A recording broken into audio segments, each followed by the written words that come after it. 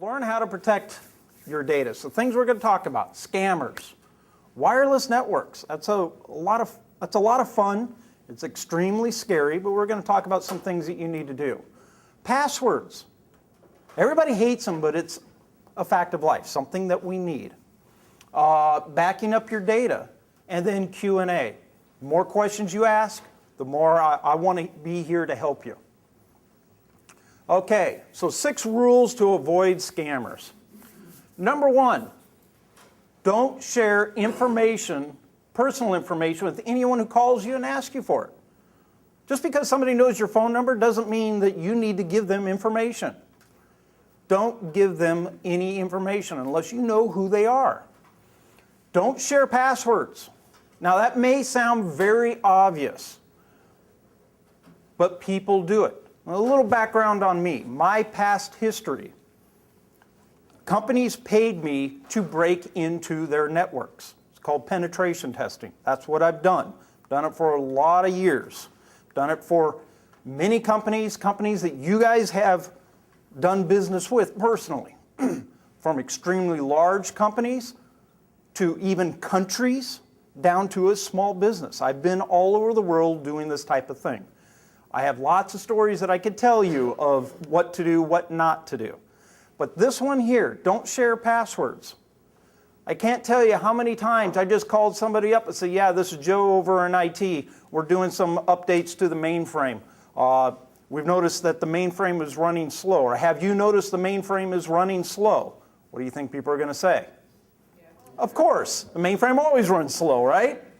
Or if you just say that we're trying to, update something, the website. If you notice it's running slow, everything's always running slow. It's never fast enough.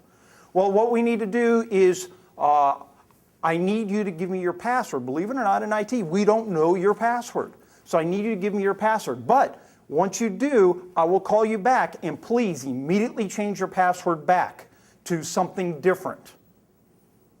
How often do you think people will give me their password?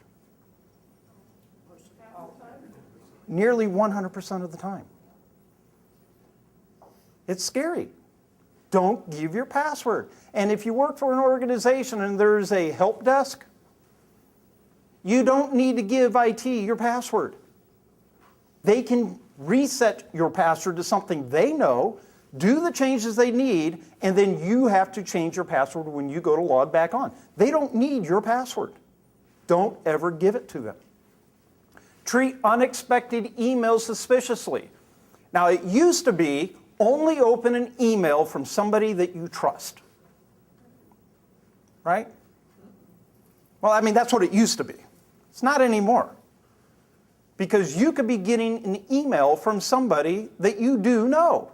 In fact, all of you have probably sometime in the past gotten an email from somebody you know that had some attachment that you either open it up and all of a sudden your antivirus went off, or you didn't open it and was like, what is this?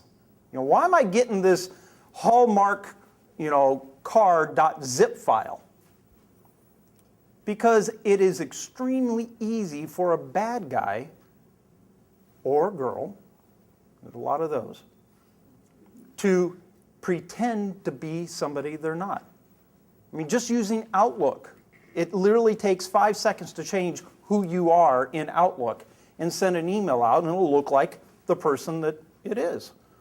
So if you have your boss send you an email and say, hey, I've got this, found this tool that's going to help you out on the project that you're currently working on. Are you going to ignore that email, or are you going to open it up? If it's coming from your boss, you're probably going to open it up. And if you do, I got you. So you have to be very cautious. So essentially what it should be is don't open up any emails, or particularly attachments to emails, from anybody unless you know that person and you're expecting that attachment. So it's a very important thing to think of.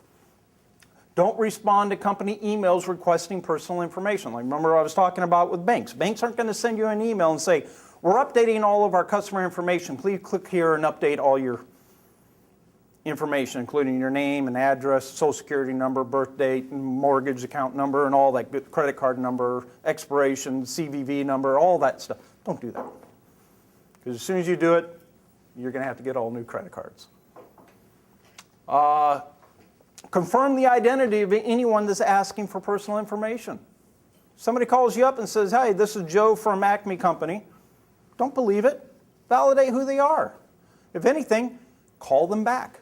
Ask for their number and call them back. A lot of people that are committing fraud, as soon as they give you a phone number, there's a way to track them down, so they don't want to do that. And always follow correct procedures. If you have a procedure manual, or there is a specific way that you're supposed to do something, follow the rules. Don't make exceptions.